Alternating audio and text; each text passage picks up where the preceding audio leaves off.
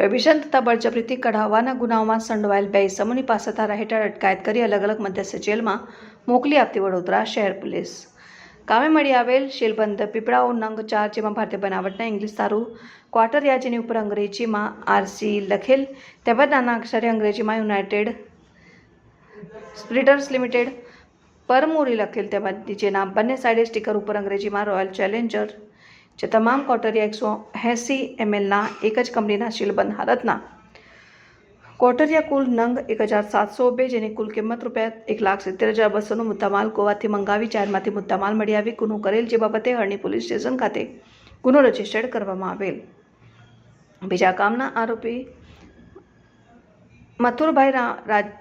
રાજારામભાઈ, ઉંમર વર્ષ 42, રહેઠાણ 705 સવાદ ક્વાર્ટર્સ,